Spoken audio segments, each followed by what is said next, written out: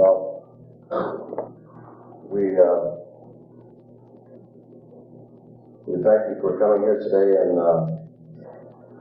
I'm looking forward to an exciting day. I know everybody here is, and a good day of caring and sharing. So without any further delay, please help me welcome Father Vaughan. I don't have to use that. The sun may kiss the clear blue sky, and the rose may kiss the butterfly, and the morning dew may kiss the grass, and you, my friend. I consider class. But it's an awesome responsibility to be here, because it is true I am a Roman Catholic priest. In fact, I am the only Roman Catholic priest who's really disturbed about all of the changes in the church. I absolutely loved it when everything was in Latin. Nobody ever knew I had a drinking problem till I tried to say Mass in English. Right? And that's when it got caught. And that was very soon after I was ordained. Actually, it lasted 362 days. And we don't want to go into all of that, but I did. I did medical school, and then I went to the Oblates for 7 years. I have a whole ton of degrees after my name, but the real postgraduate one is basket weaving and wallet making and playing in porno putty in a Twitch farm down in Indiana in a Latin academy, which I was their guest for 57 weeks. No, not 28 days. All right. All right, I'd like you all to stand up and wake up, please, and just everybody get up and turn to the people closest to you and introduce yourself and just talk and wake up.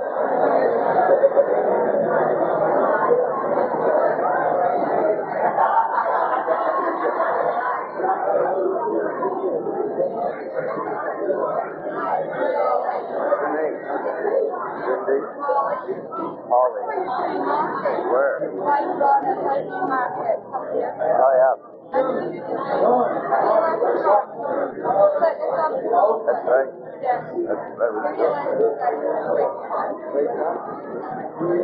I hurt your shoulder last week in Stainer.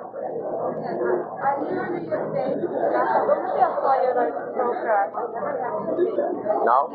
Okay. All right. You're lucky.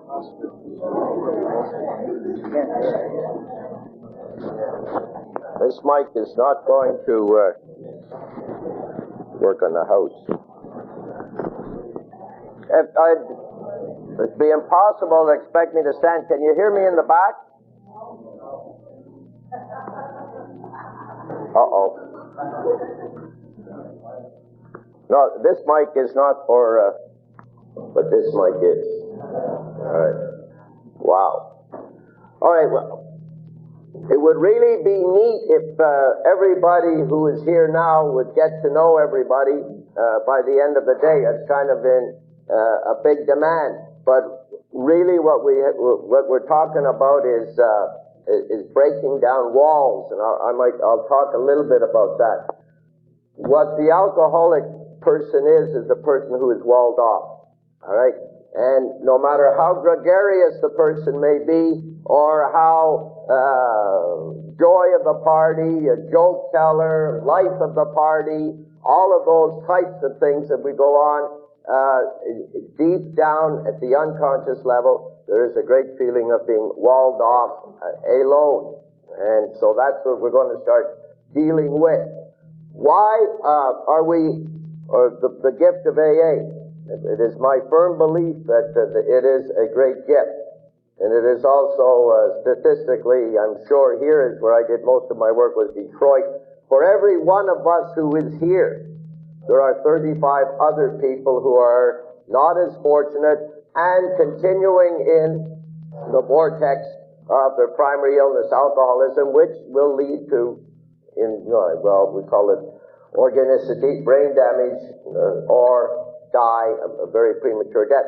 So, but that's not what we want to talk about. We're here to talk about life and the gift of life and the opportunities we have and the blessings, or, the real blessings of the program, the people in it, and the tools of the 12 steps which guarantee freedom, happiness, peace, and serenity. Page 83 and 84 in the big book. And those are the goals of why we're here. And how do we arrive at that is through the internalization of the steps. It is true, that those are the guarantees. This is my book, as you can see. Because it's so many times now, I've been in since 1965, right? And working in the field, and so many times people have come to me and said, Father, I can't understand what happened. I'm the best 12-stepper in my group, and I went and I had a slip, and now he's half in the bag. And I say, well, what do you mean you're best 12-stepper? Well, I work like heck working with other alcoholics. And I say, well, that's not the 12-step. Well, I save drunks all over the place. I said, that's not the 12-step. Well, I carry them out. I said, that's a third of the 12-step. And I said, well, now where's your big book? Oh, my big book, I gave it to my first pigeon 8 years ago because he needed it more than I did. And I said, well, let's get the big book and read the 12 steps. So we turn to page 60, and I read the 12 step, and it says, having had a spiritual awakening. He goes, oh, there you go now. You priests and ministers and men of the cloth and counselors, you're going to start pumping God down my name. And now I don't want to hear anything about God. And so many people keep coming to me and said, if I had heard anything about God on the first time I went to AA, I would have been out the door in no time, but I really like AA. Between page 58 and 103, the name God is there 47 times. Right? Now I'm not here I want to talk about life and about freedom and about happiness and about peace. And that's, the internalization of the steps. It is true that, the fellowship of AA is vitally important if we're going to get rid of this walled-off feeling, and if we're going to join the human race and all of those things. But the fellowship of AA will not bring about the profound personality change called psychic conversion from worry, anger, self-pity, and depression. The profile of the alcoholic when in dealing with this, reading this book, I think it is in the 4th step, we'll talk about the alcoholic's personality or the alcoholic's symptomatic problems are worry, anger, depression, and wait a minute, I got it mixed up there. Worry, anger, depression, anger. And what we're talking about is a negative vision. And I will get into some of that. So what we're talking about now is the internalization of the steps. Nobody can do your work. The bottom line in deep, here's some heavy Catholic theology for you now. Right? God is not going to come down and cook your breakfast. All right? There ain't no such thing as a free lunch. Right? Now, if we want to arrive at what some of the gifts are, or the guarantees are, that comes through work and no other way.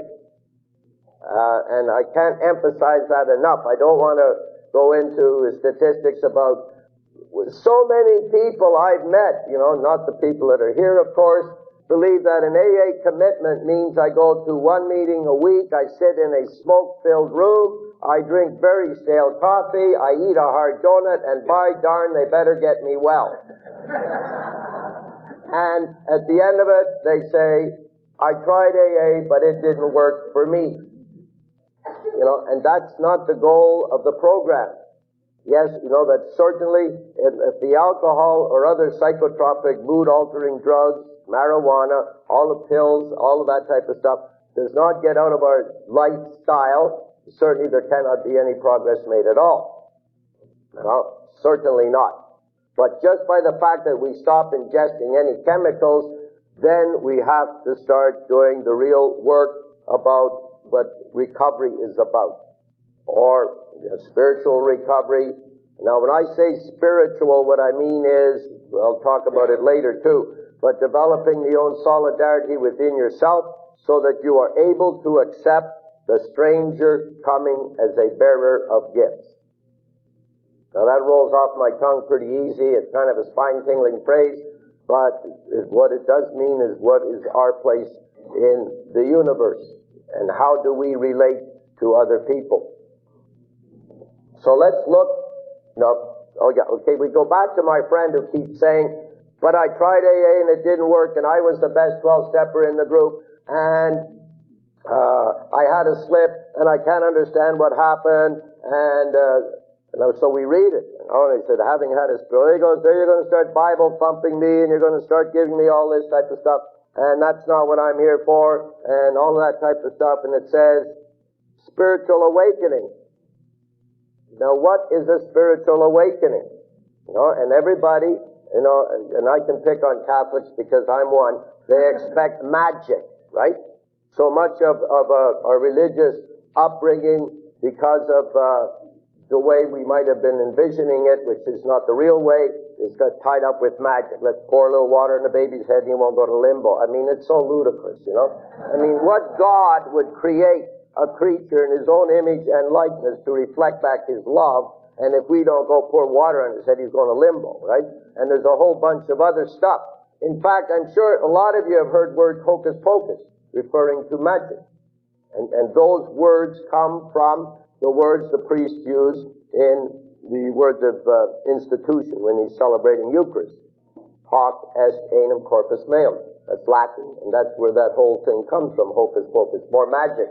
And we want to get out of the magic, both individual magic and group magic and even AA magic, thinking that we just have to hang around meetings and sit in coffee shops till 2 o'clock in the morning sharing drunkalogs, and we're going to grow spiritually. It doesn't happen that way, and I can't emphasize that enough. As a spiritual awakening, and right away we want magic. We want Angel Gabriel to come down and with his 76 trombones and going, dun, dun, dun, dun, dun, don't worry, Vaughan, you'll never drink again. Now, I myself thought that should have happened when I was locked up in Our Lady of Mercy Twitch Farm, Dyer, Indiana, in my honeymoon jacket, one of those crazy hospital uniforms that doesn't close at the back, and you have to keep walking so you're back to the wall so you don't smile at people.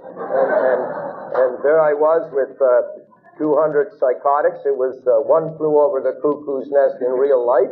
And I thought after I had been there 3 weeks that there I was, a young priest, only ordained a year. Took me 7 years to get ordained. I kept looking around for the magic. When is Angel Gabriel going to come down and get me out of this place? And to prove to me that that I'll never drink again. Doesn't happen that way. And so, what is it? A spiritual awakening. Again, it is in the big book on page 569 in the back. And it'll talk about spiritual experience. That's the one word that was changed, from awakening to experience, to get rid of that magic type of thing. And William James will talk about it, and he's the father of American psychology. And what he's talking about is an educational process. Educational process. Educare, Latin word which means to lead out of a person a hierarchy of values which were once there that have gone dead, dormant, asleep, non-operational because of the development and continuation of a primary illness, alcoholism. Okay? To lead out of a person a hierarchy of values. Now what are we talking about there? We're talking about self-worth. We're talking about self-respect. We're talking about dignity. We're talking about joy. We're talking about enthusiasm. We're talking about commitment to life. We're talking about love. And we want to get into that one. That would be, we'll explain some of those concepts later. But we're talking about those internal things which are inside a person. We're talking about what really, constitutes a human being, and what gives them the motivation or the enthusiasm or to continue? Being able to celebrate life. If there's a group of people who should be able to celebrate life, and not have that perennial funeral going around in their heart all the time, it should be all of us who are given the opportunity and the gift of the fellowship of AA and the internalization of the steps. We're able to respond, not react against, not have against energy of reacting against life and situations, but be able to respond and have solutions. It doesn't mean that everything is going to be a bowl of cherries. It doesn't mean that it's euphoria. I'm sure everybody knows a little bit about what the pink cloud situation is at the beginning, and then ego boundaries get snapped back into shape, and the kind of pink cloud dissolves a little bit, and then we can learn something about what the real internalization of the steps are. And so that when we talk about the 12th step, what we're talking about is what is the spiritual experience which we go through. Again, the spiritual experience, don't start looking up into heaven. Lord, every time they mention God, everybody starts looking up into heaven, adoring God with his long white beard on a pink cloud and a lot of flaky angels strumming Hosanna, Hosanna, Hosanna, and they haven't talked to their wife and kid in 6 weeks, right? And spend all night in the... I'm on tape, so I'm being very careful of what I'm saying. Okay? You're gonna miss some of the nitty-gritty stuff, believe me. So, all right, so where's the joy? What's the purpose of going through recovery? What's the purpose of going through the commitment to do all this work? And the work is on yourself, nobody else. Most of us spent most of our time pointing the finger, right? At somebody, of course, not realizing there's 3 fingers pointing back here. And it was always somebody else's fault or some other situation. Now that, as the day gets on, we've got to realize that stops, right? And I have to take responsibility for my life. Evil does exist. Basic evil is when I project the responsibility of my behavior on somebody else. How come it happened? Oh, here we go. We've all done it. And I'm not saying that, that we're going to be as pure as snow. Or that is not it at all. We're humans, and I will get into the shadow side of life and the redeemed side. But you have to start realizing, that, I counsel an awful lot of people, and you know what he did, and they're on the edge of their seat, and they're perspiring, and the emotional is just intense. It's electricity all over the place. And I go, holy cadoodle, when did that happen? 1986. I go, well, it's 1994, so we don't come into therapy, we don't come into AA, the word therapy meaning anything that is good for a person. We don't come in that, just to become independently functional. That's not what turns you on to life. That's not what turns anybody's crank. We come in for, some real values. Now, all of these steps were written in the past tense. And that's not because it's grammatically proper. That's not because, it was the way that would be best expressing them. They could have been written in many, many different ways. But the point I'm trying to make with that is that the action of one is found in the following step. And the action must be taken. If the action is not taken, the step means nothing at all. It's just mental gymnastics. It is just verbosity. And it is just sitting around talking about it. And until that's internalized into the gut, and until we work on it hard enough and change so that it comes into the unconscious level, it is just always going to remain an intellectual assent to doctrine, dogma, and definition, and that is not where life is lived. Life is not lived at intellectual assent to doctrine, dogma, definition. Life is an emotional response, gut response to situations in which we find ourselves. And that's what the AA program is all about. Action is the magic word. And when you'll hear these things so many times, and okay, fine. I can remember when I was first in, Lord, all the sayings, all the slogans, oh my, they were so trite, I mean, there I was with all these degrees in the nut house. I mean, how could I, let go, let God. I got degrees in ontology, and epistemology. Oh my God, what's that mean, See, and it's a head game. And so now we got to get down to say, okay, if we want to get something out of today, it's kind of discard the brain and say, okay, where am I with this step today? What does this really, motivate me to do today, so that I can work towards greater freedom, happiness, peace, and serenity? The action of the first step is found in the second step. The action of the second step is found in the third step. The action of the third step is found in the fourth step. The action of the fourth is found in the fifth step. The action of the fifth step is found in the sixth step. The action of the sixth step is found in the seventh step. The action of the seventh is found in the eighth. Keep going. The action of the eighth is found in the ninth. The action of the ninth is found in the 10th. The action of the 10th is found in the 11th. The action of the 11th is found in the 12th step. And I have to go through that. As monotonous as it might seem to you, because once I presumed that everybody would understand if I said the action would found in the next, they say, oh, Father Quinn says there's only 6 steps. Right? There are 12. 12. In that order. Now, if there's some people here, I don't wish to be trite, but who can't count from 1 to 12, please see me. We have another place. And if some people can't follow the order of 1 to 12, we need a little retraining. Because, we're all quite selective. All of us. And sometimes we take the step we want and we kind of hang on that one, right?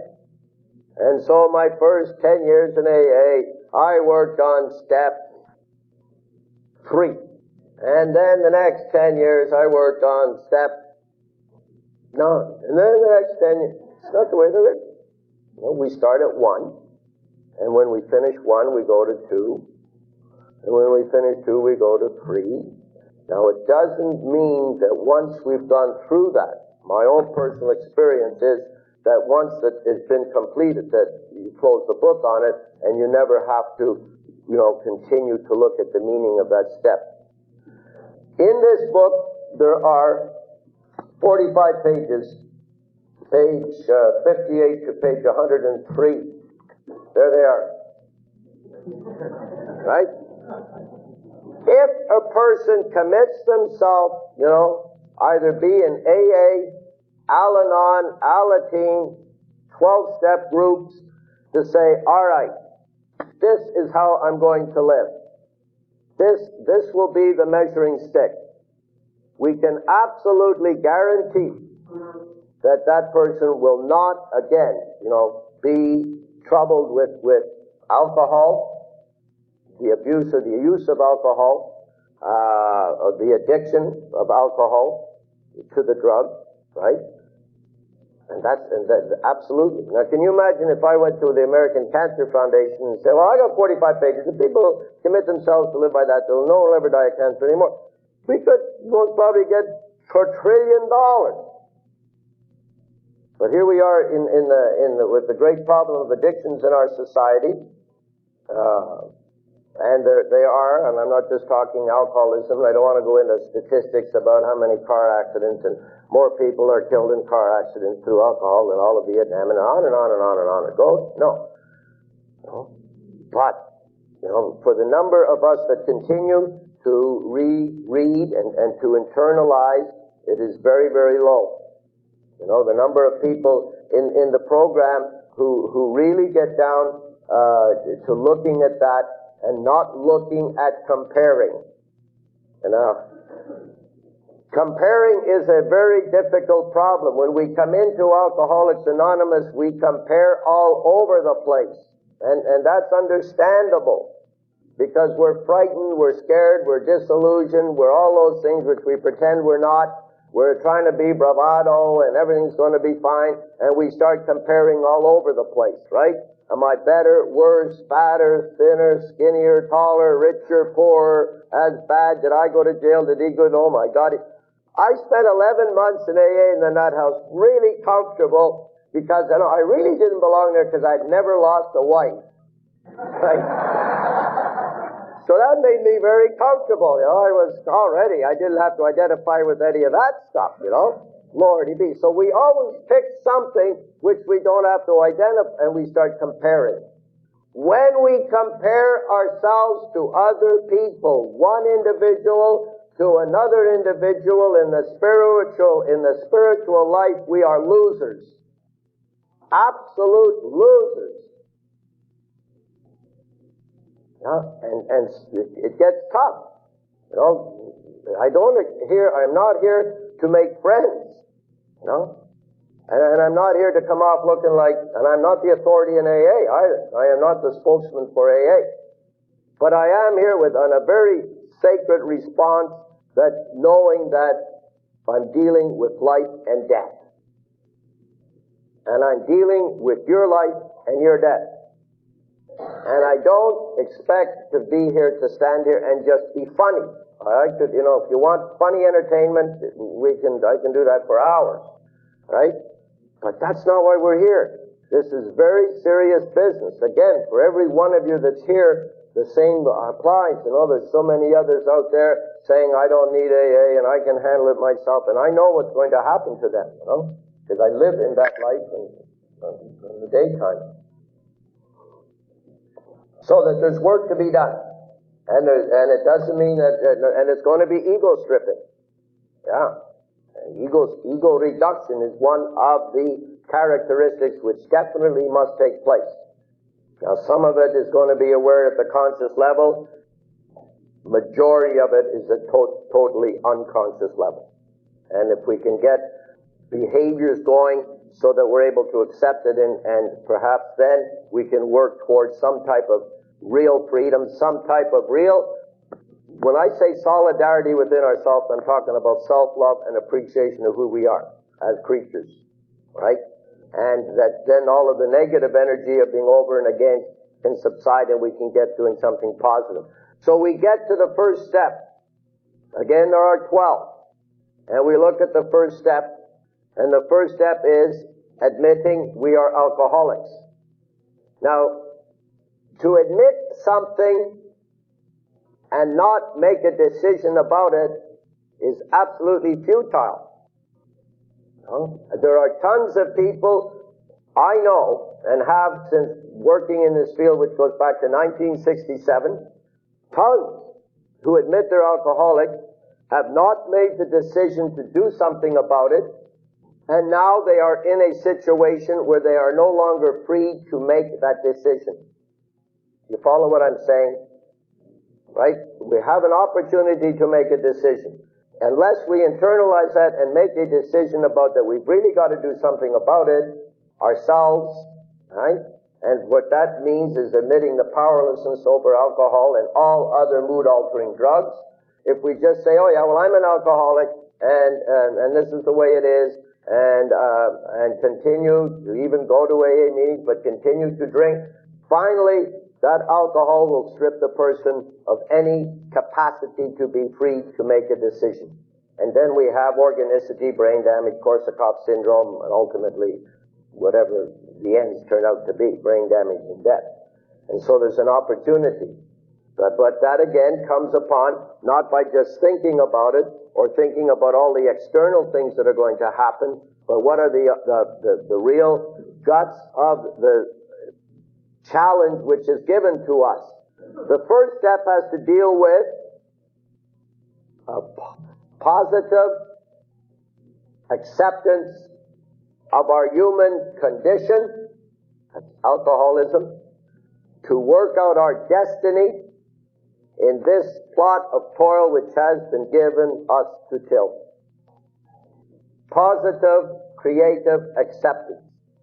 And so we have to ask ourselves, is the fact that I'm an alcoholic a positive, creative acceptance in my situation that life is better for me and for those who I am committed to? Because so many of us might think that, the giving up of the alcohol, to put it that way, is some type of a negative influence, so therefore I can't drink. And there we go on with poor me, poor me, poor me, poor me. All the other fathers in the Flying Father team are drinking, I can't, pour me. Keep saying that long enough, and we end up saying, pour me another drink. And that's not what it's about. And so what we get into at the beginning is the 4 words that have to get around with the first step. And one of them is the hitting bottom. Then there is surrender. Then there's ego deflation, ego reduction, and then there is humility.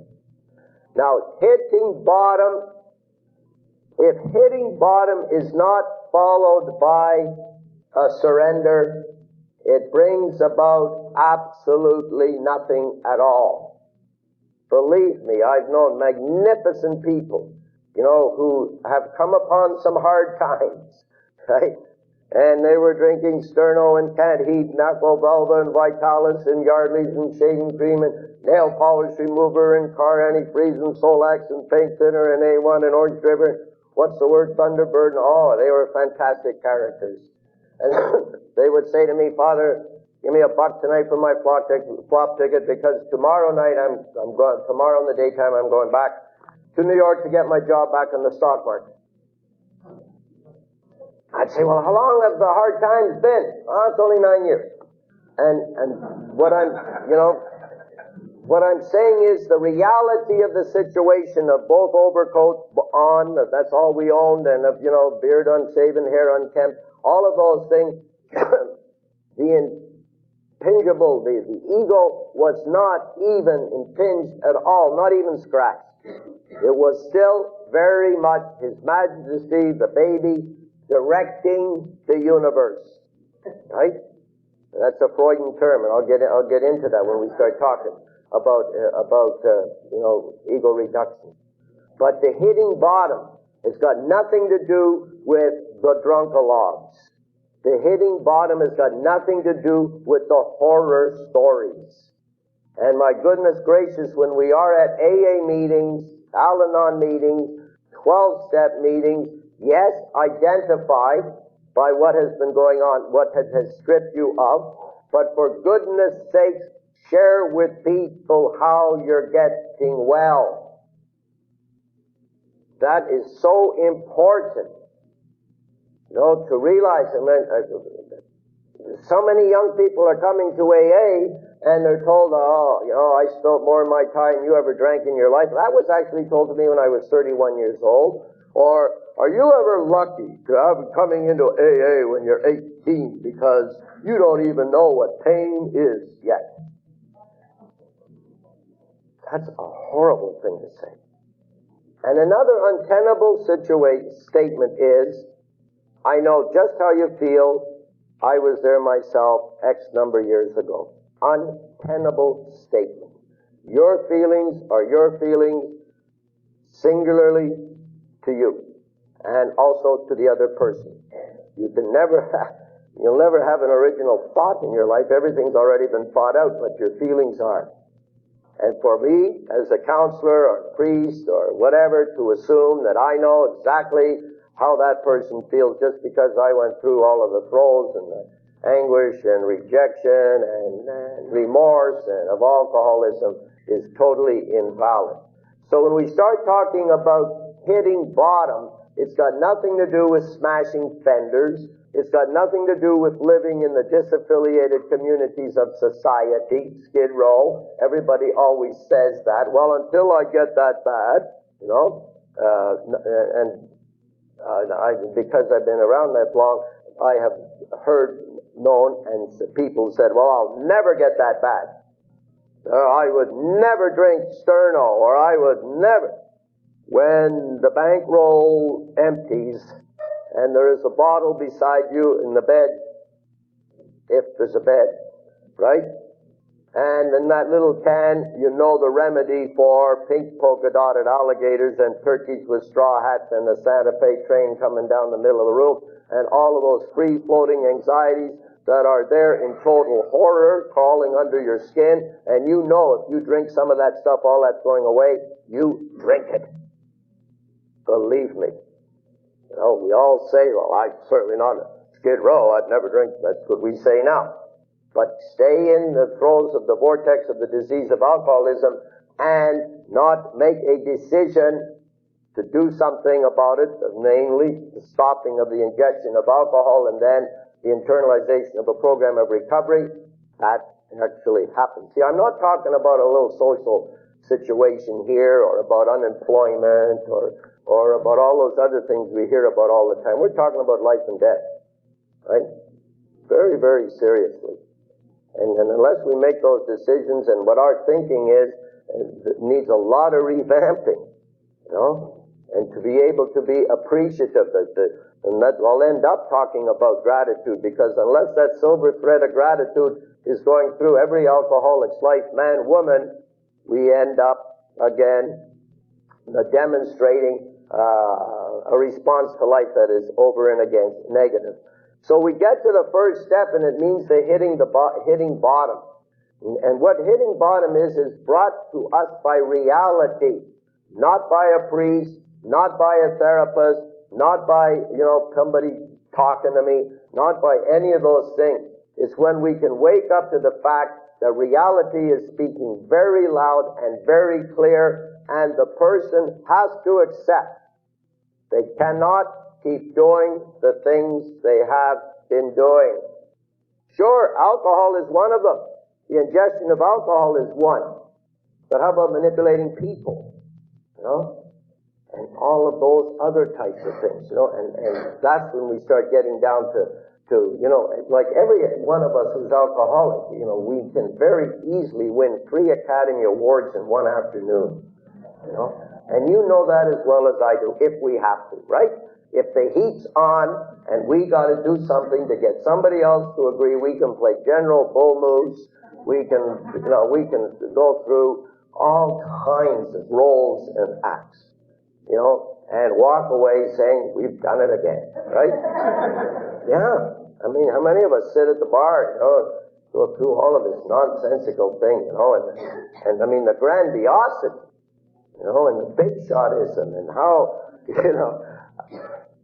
lucky the world is to have us gratiating it with our presence, right?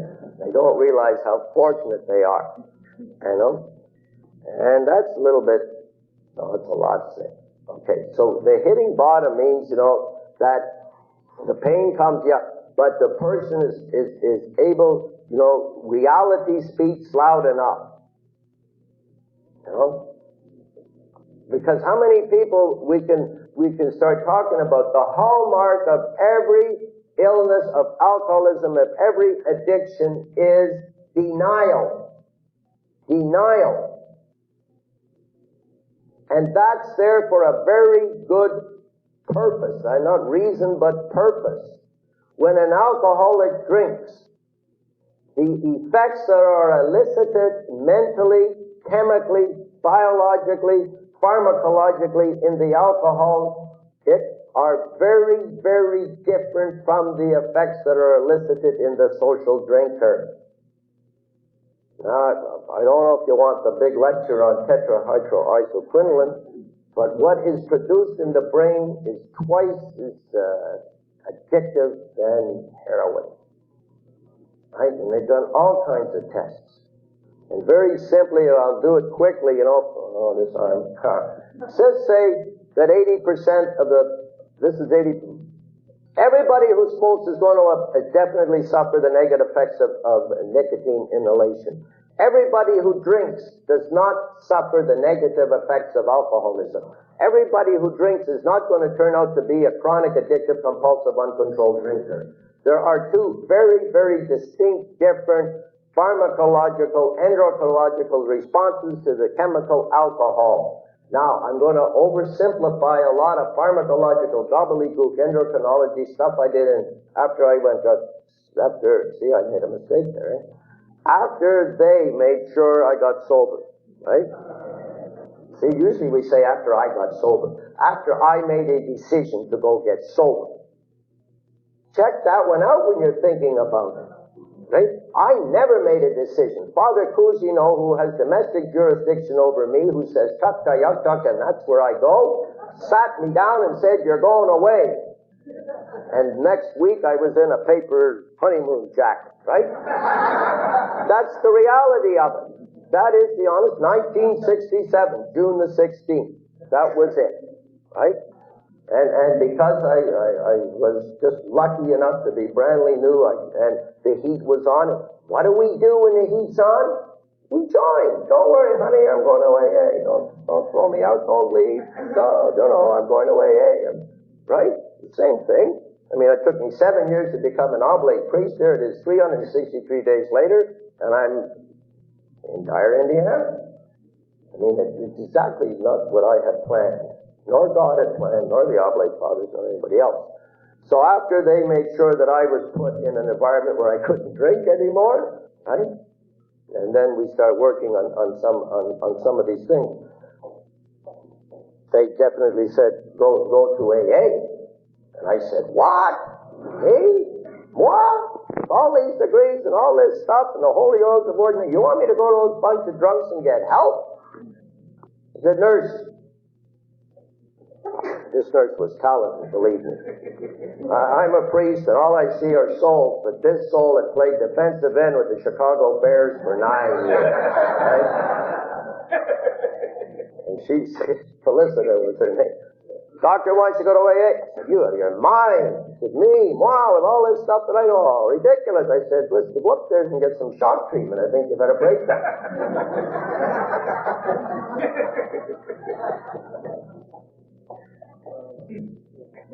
Selfishness? What's the next move? How do I get out of here? Next move. Will this help me get out of this nut house if I go to the AA meetings? Yes, it will, but I'll go. Right?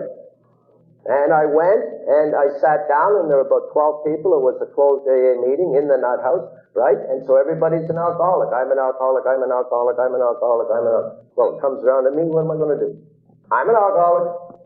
You join. Right? Get the heat off. And then, because I talked funny, and before I was mature, I used to talk fast, and I said funny words like out, about, and hooting in Chicago, you know. So I started giving AA talks all over the place. I was giving AA talks, I never knew what I was talking about. Someone put this book in my case. No, not this one, because this one's relatively new. And I said, what's this book? This book can't help me. I've got a license in philosophy. So I put the book down. All of the alcoholics in that hospital stayed there for 14 days, and then they went out and did some retraining and some re-investigations and a little track history and they were always carried back in. And they'd always be carried back in sideways or draped over somebody's shoulders, and 3 months later they kept coming back in, and 3 months later, guess who's still there? And they'd look at me and say, Quinny, you're still here. You really must be sick, right? So then I picked up the book and said, How to Get Out of the Nut House. Discharged from the loony bin. How to Get Out of the Twitch Farm. It must be in here someplace, but I'm missing. And that's when I started to read the book. Naturally, in the next 6 months, I rewrote it a few times. But, that's the way it goes. And so we start looking at the hitting bottom, okay? Now I'm going to tell you when it came to me. 11 months of therapy. I mean, that means hard. I mean, this was no, sit around and make phone calls. No phone calls, nothing. AA meetings every night. 11 months. The doctor said to me, Father, what are you going to do when you want to drink? Me? Drink? Hey, doctor, I got reinstated as a priest. I was suspended, which means you can't say Mass, okay? I got my faculties back, which means I can celebrate liturgy now. And I went on. I was able to go to a church and work on the weekends,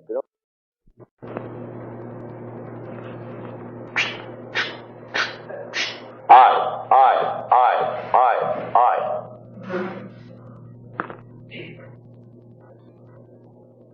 And what he said to me is, Father, you have just told me you are powerful over alcohol. Go back and start all over. It's not funny. This is 11 months. This is a year. That's why I joke when the people say I can't afford 28 days. But what I had done with the AA business, sure, when the heat's on, boy, we're going to accept everything. Hey, we're going to look like the best little patient they ever had at the conscious level, right? But what I had done with the whole internalization of accepting and the humility and the ego deflation is exactly the same thing as when I was in high school and was the best goaltender in Montreal. I never passed an exam in high school out of defiance. I just kept going to whatever school I wanted to, And then I went right into a medical school without any report cards, whatever. And then I got into the Oblate Fathers, where I was for 7 years caught up with all these little studious guys from Louvain and Rome and Ireland and Africa. And so what was the motivation? Number one, I never put the goalie pads on once those 7 years unless there was 700 or 800 people around, all right? Really? But the number one drive then was to come out and be number one all the time, right? And sure, pulled it off, right? Now you come into AA and you apply the same unconscious tools that all we've got to do is whip this thing into shape, right? Prove my superiority over it, prove my control over it, and then everything's going to be fine. Boom. The doctor says, go back and start all over. 11 months of therapy, and I think it was $2,500 a month. You're blowing the whole thing. Go back and start all over.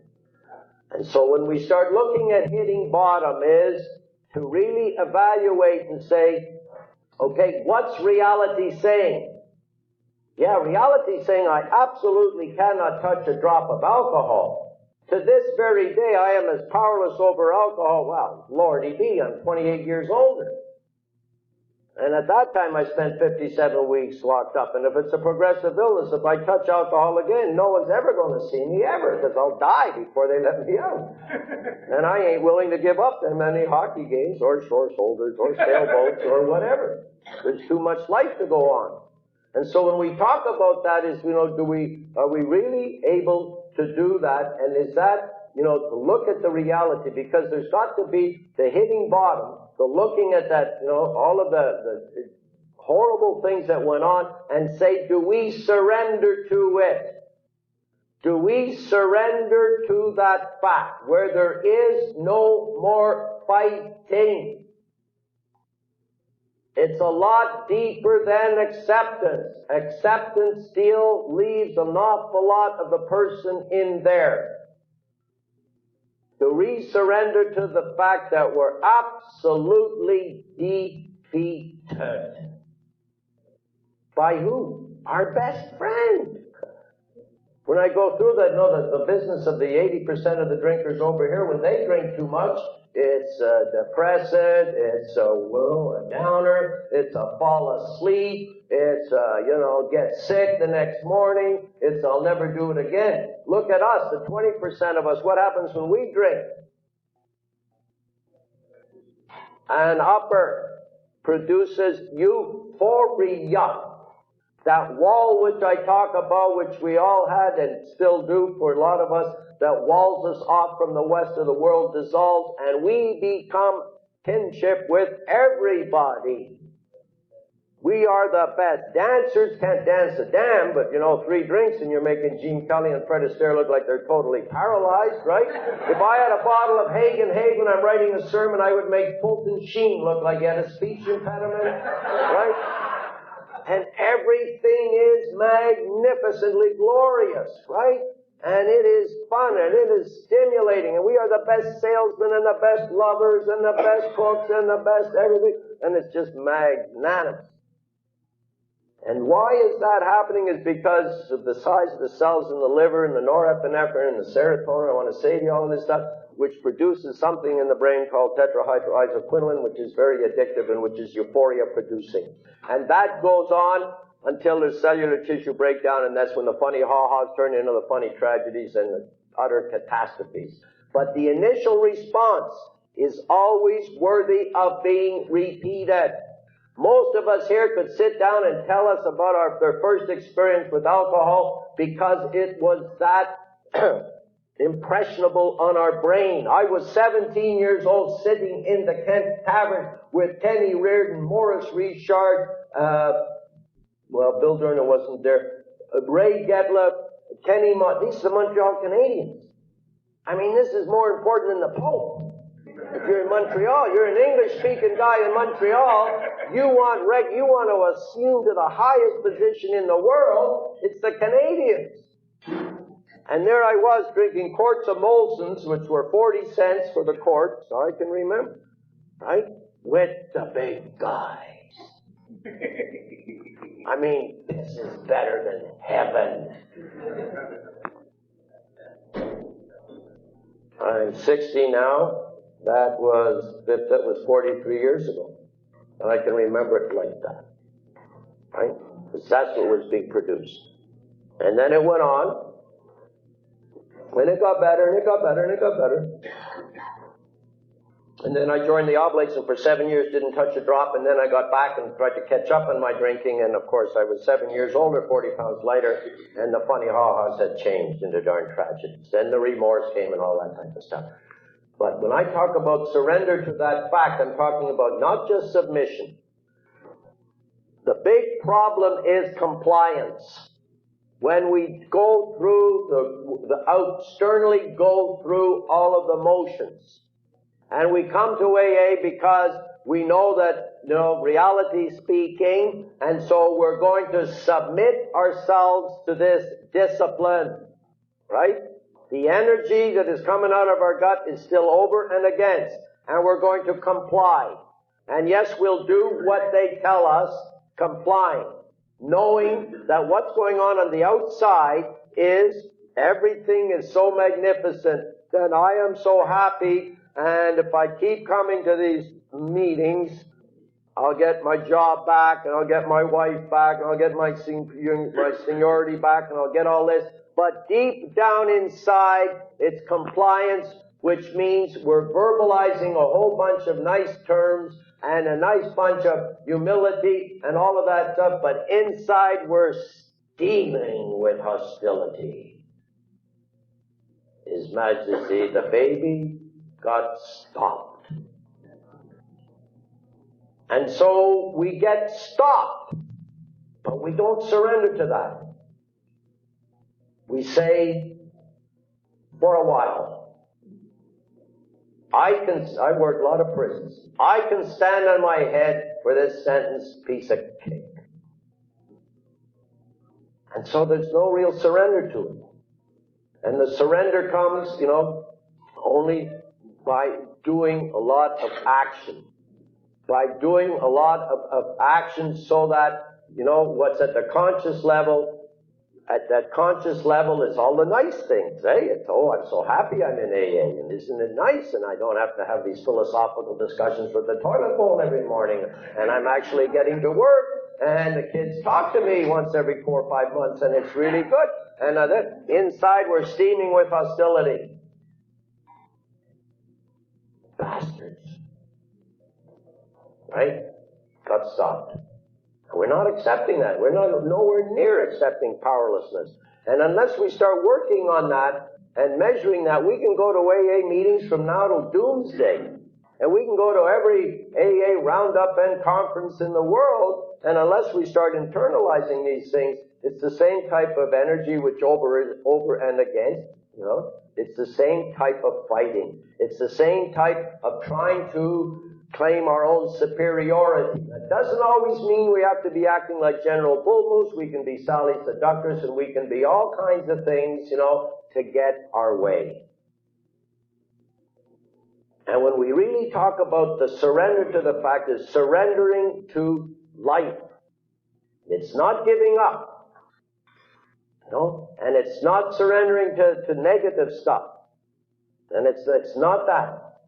But it's not just acceptance, because acceptance means I accept, but it's still an awful lot of I in it.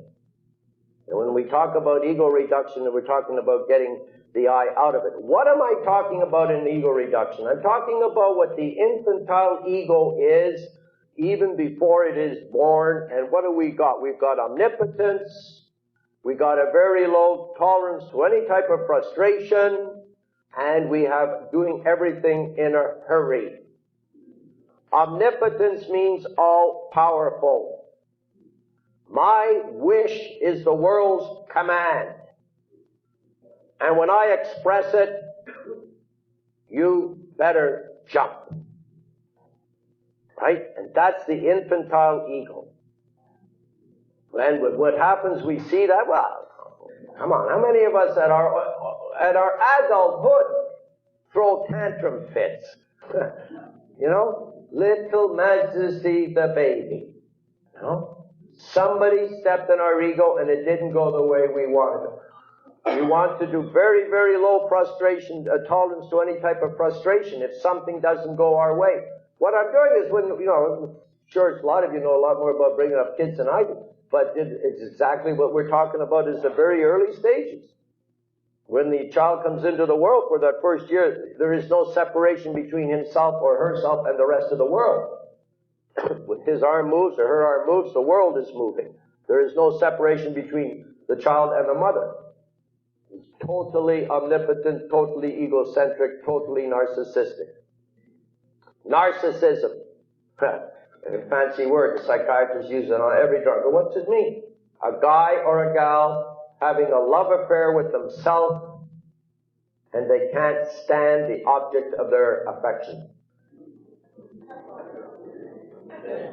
That's hell. That is hell. Walled off. I'll get back to that walled off business, right? From the rest of it. And we can be married, and we can be father of 100 kids, and we can be running big whatevers, and still be walled off. And never get to know what the real promises of the program are. So when we're talking about ego reduction, I'm not talking about going around saying, I'm a sewer, I'm a great big sewer.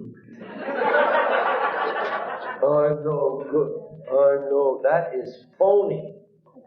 A lot of people have to have phony guilt so that they don't have to do anything about themselves.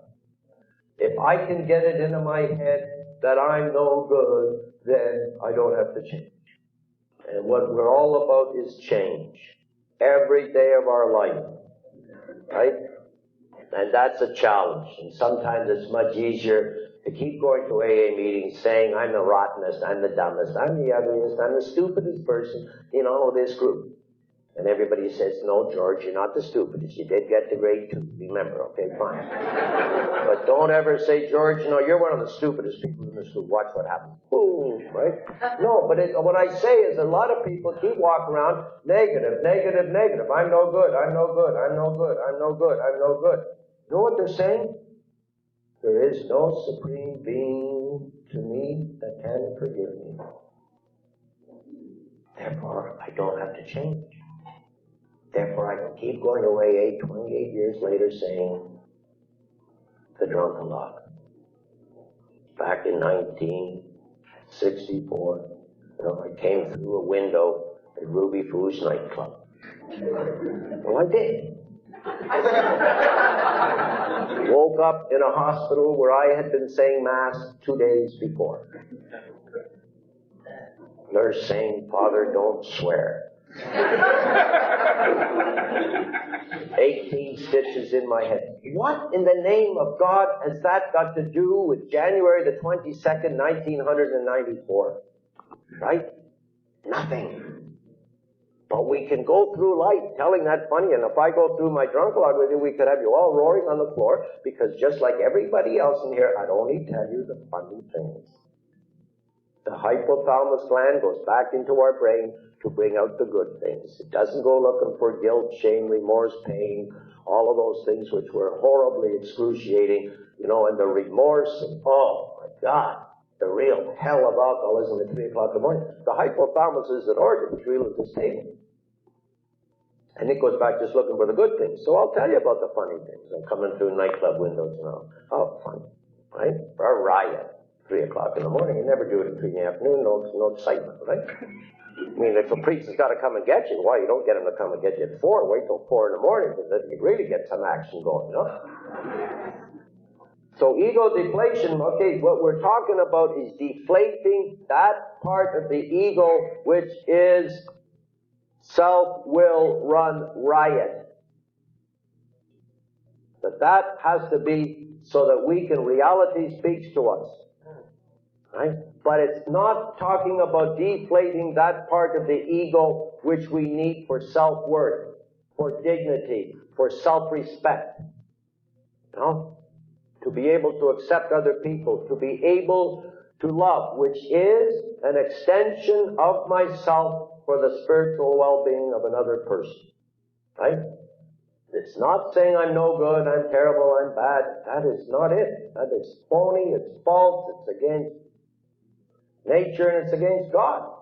Didn't create you. He created every one of you and holds every one of you in the palm of his hand and says, I love you, I love you, I love you, I love you.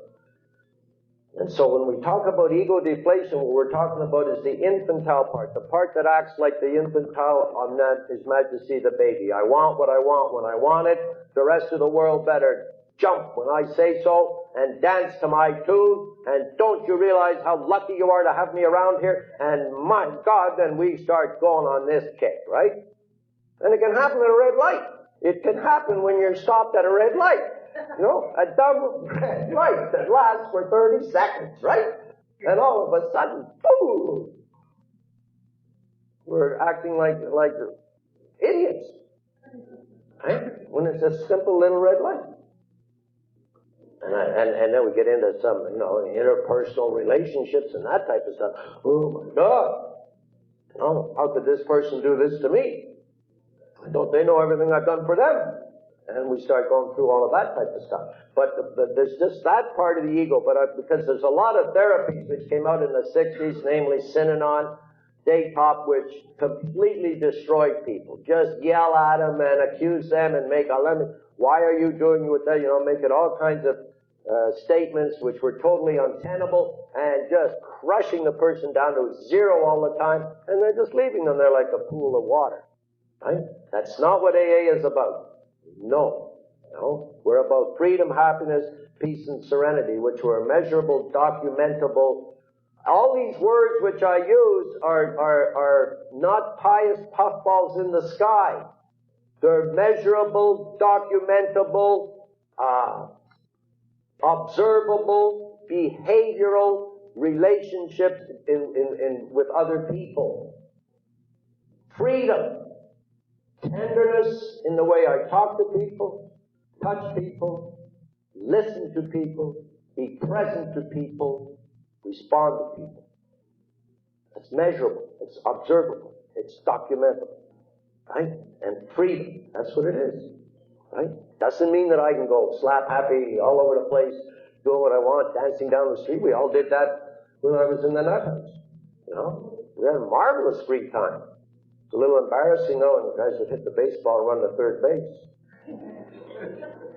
I said, oh, my God. So when we talk about the first step, there's 2 columns. I feel depressed.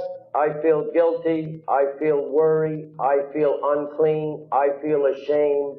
I feel pushed around. I feel, give me some more. Powerless. I feel unloved. I feel ashamed. Some more. Angry. I feel angry. I feel frustrated, irritated. Guilt. Lonely. Alone. Walled off. Nobody cares. Nobody loves me. Feel scared. Isolation. Useless. Yep. Yeah. Attack. Hopeless. Hopeless, definitely. Hopeless is a good one. No hope.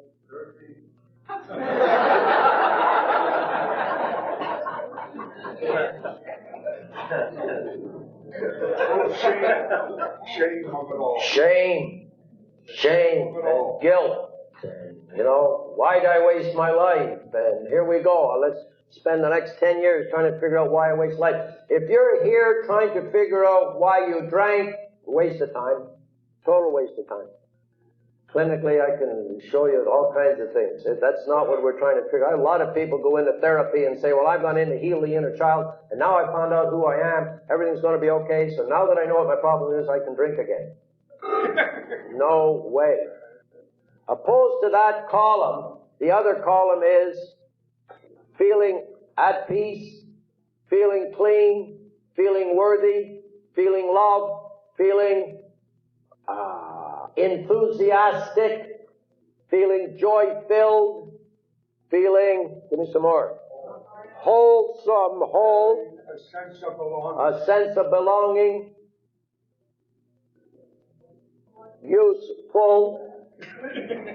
No, really. Happy,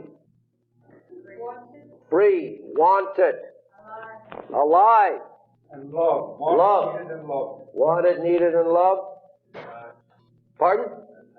Attached, hopeful. Okay. You got the sense of it. So I don't want you to raise hands now, or you know, but which column do you identify with most? Not that they're static. Not that they're going to be etched in concrete forever. But you have to say, where am I with those things? And if it's too much on the negative side, then it's the first step. If you want to know where you are with the first step, it's not drunk-a-log, it's not the fact that you're not drinking or drugging, it's where are you with this positive, creative acceptance of life? No? And how come if I've been sober 28 years and I still feel isolated or unloved or, you know, is it the program's fault? You know, am I going to start that business? Evil is blaming other people for things that come about in my life. Right? And so that there's a, you know, when we accept and surrender, much deeper than accept, that we're able to start working on that. So just, you know, keep those thoughts in your, those two columns in your mind and say, where am I with that? What happens when somebody doesn't do what I want them to do? Ooh, whoop. Huh? Really? What happens if someone's lived a lifestyle that I don't approve of? Ooh, whoop. Am I judgmental? Anyway, we were supposed to break for coffee 10 minutes ago, so... Well, Duran, if we break now, what time do we want to come back? About 5 to. At 5 to 11, we'll come back. Thank you very much. All right.